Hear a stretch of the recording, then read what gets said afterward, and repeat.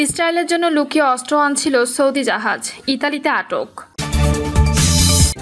চাঁদা না দেওয়ায় চিকিৎসককে মারধরের অভিযোগ, ভিডিও ভাইরাল। মালয়েশিয়ায় ডক্টর ইউনুসকে সম্মানসূচক ডক্টরেট ডিগ্রি প্রদান।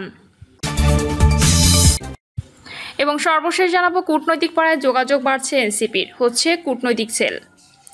শুনছিলেন সংবাদ শিরোনাম, এবারে বিস্তারিত। ইসরায়েলের জন্য লুকিয়ে অস্ত্র আনছিল সৌদি জাহাজ, ইতালিতে আটক।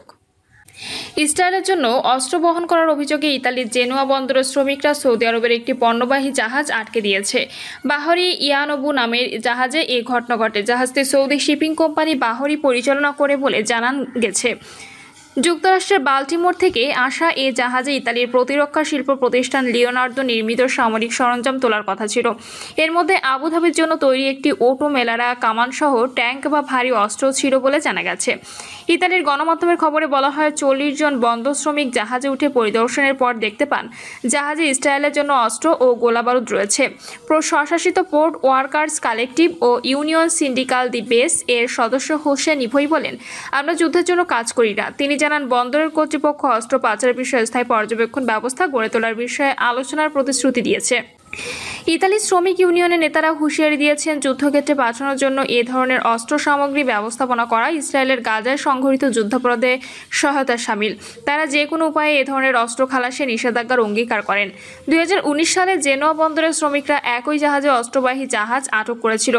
সাম্প্রতিক বছরগুলোতে ফ্রান্স সহ ইউরোপের বিভিন্ন বন্দরে ইসরায়েলের জন্য নির্ধারিত অস্ত্র চালান আটকে দেওয়ার ঘটনা বেড়েছে। চলতি বছরের 4 জুন ফরাসি ডক শ্রমিকরা মার্সেই বন্দরে ইসরায়েলগামী অস্ত্রের অংশ খালাসে অস্বীকৃতি জানান। গাজা উপত্যকা ইসরায়েলের দখল ও অবরোধের কারণে দুর্ভিক্ষ ভয়াবহ রূপ নিয়েছে, যেখানে সাম্প্রতিক সপ্তাহগুলোতে শিশুসহ বহু মানুষ অনাহারে মারা গেছে। ইসরায়েলের সঙ্গে প্রকাশ্যে সম্পর্ক স্বাভাবিক করার আগে ফিলিস্তিনের রাষ্ট্র প্রতিষ্ঠার দাবি জানালেও সৌদি আরবের বিরুদ্ধে গোপনে ইসরায়েলকে সহায়তার অভিযোগ রয়েছে।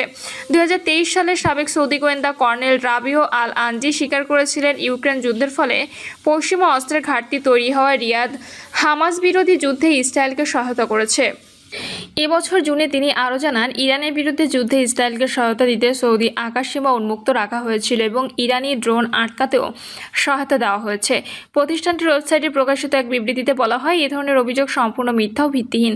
তারা জানায়, ফিলিস্তিন প্রসঙ্গে সৌদি আরবের নীতির প্রতি এবং সব আন্তর্জাতিক ও স্থানীয় নীতিমালার প্রতি বাহারি সম্পূর্ণ প্রতিশ্রুতিবদ্ধ। বিবৃতিতে আরও বলা হয়, কোম্পানিটি কখনও ইসরায়েলের কোনো পণ্য পাঠায়নি বা এ ধরনের কার্যক্রমে জড়িত হয়নি। তাদের সব কার্যক্রম কঠোর পর্যালোচনা ও নিয়ন্ত্রণের মধ্য দিয়ে সম্পন্ন হয়। বাহারি অভিযোগ করেছে, এ ধরনের খবর তাদের সুনাম ক্ষুণ্ণ করেছে এবং প্রয়োজনে তারা আইনি ব্যবস্থা নেবে। চাঁদা না দেওয়ায় চিকিৎসককে মারধরের অভিযোগ, ভিডিও ভাইরাল। চট্টগ্রামের বাকলিয়ায় ভবন নির্মাণের সন্ত্রাসীদের চাঁদা না দেওয়ায় ইকবাল হোসেন নামে এক চিকিৎসককে মারধর করার অভিযোগ উঠেছে। তিনি চট্টগ্রাম নগরের ইবনা সিনা হাসপাতালের চিকিৎসক। তবে পুলিশ বলছে, নিয়ম বহির্ভূত ভবন নির্মাণ নিয়ে বাকবিতণ্ডার জেরে ঘটেছে এ ঘটনা। সন্ধ্যার দিকে সামাজিক যোগাযোগ মাধ্যম ফেসবুকে ইকবাল হোসেন নামের ওই চিকিৎসকের সাহায্য চাওয়ায় ভিডিও ছড়িয়ে পড়ে। ওই সময় তার মুখে রক্ত দেখা যায়। 34 সেকেন্ডের ভিডিওতে চিকিৎসককে বলতে শোনা যায়, আমি ডাক্তার ইকবাল, বাকলিয়ায় পুরাতন 4 তলায় আছি। আমাকে বিএনপি হারুন ওদেরকে সন্ত্রাসীদেরকে টাকা দিই নাই বলে আমাকে মারছে, আমাকে মারার জন্য খুঁজতেছে। আমি লুকাই আছি একটা ঘরের মধ্যে। 999 ফোন দিয়েছি, 20 থেকে 30 মিনিট হয়ে গেছে, ওরা আসতেছে না। আমার ভাগ্নিকে নিয়ে গেছে, আমাকে বাঁচান ভাই। পুলিশ সূত্রে জানায়, ভিডিওতে থাকা ওই ব্যক্তি চট্টগ্রাম নগরের ইবনে সিনা হাসপাতালের চিকিৎসক ইকবাল হোসেন। ঘটনাটি নগরের বাকলিয়া এলাকায় পুরাতন 4 তলা এলাকায়। বর্তমানে তিনি চট্টগ্রাম মেডিকেল কলেজ হাসপাতালে চিকিৎসাধীন আছেন।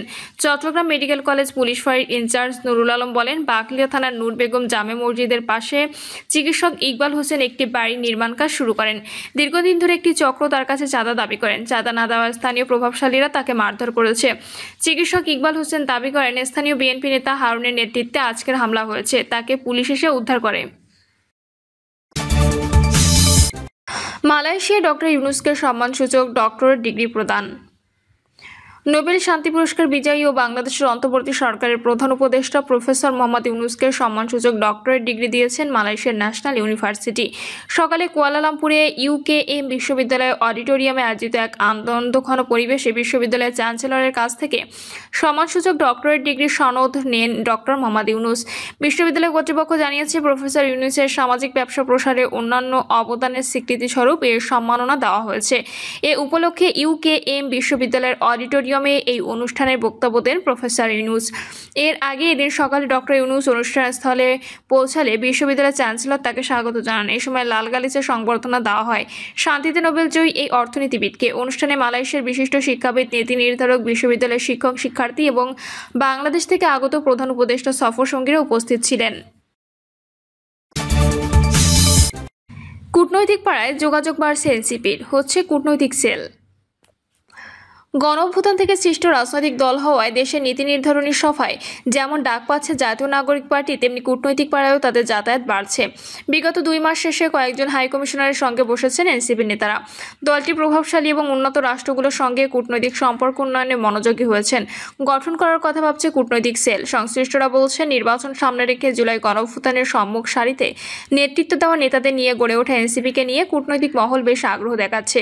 দেশের বৃহৎ 2 দল বিএনপি ও জামাত ইসলামের মতো করে গুরুত্বপূর্ণ সভায় এনসিপিকে ডাকছে বিদেশি হাইকমিশনগুলো। গণঅভ্যুত্থান পরবর্তী রাষ্ট্র সংস্কার, রাজনৈতিক পরিস্থিতি, আগামী নির্বাচন সহ বিভিন্ন ইস্যুতে এনসিপির মতামত শুনছেন তারা।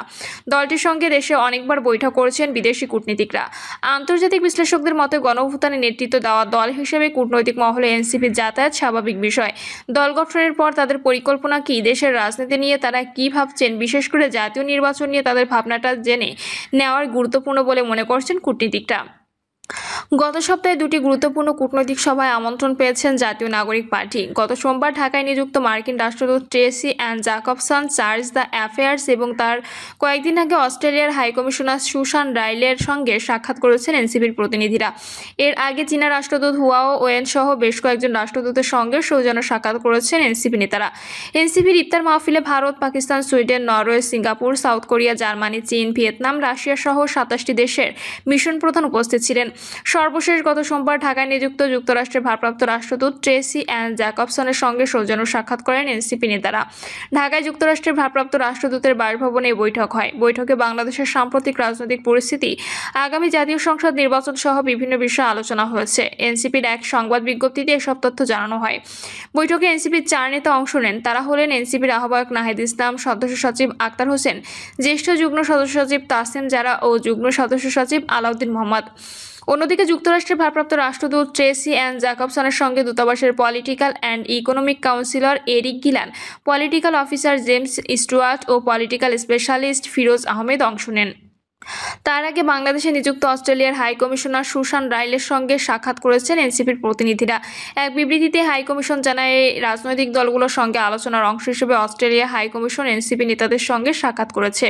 আমরা অস্ট্রেলিয়া বাংলাদেশের সম্পর্ক শক্তিশালী করার পাশাপাশি এনসিপি নীতিগত অগ্রাধিকার নিয়ে আলোচনা করেছি।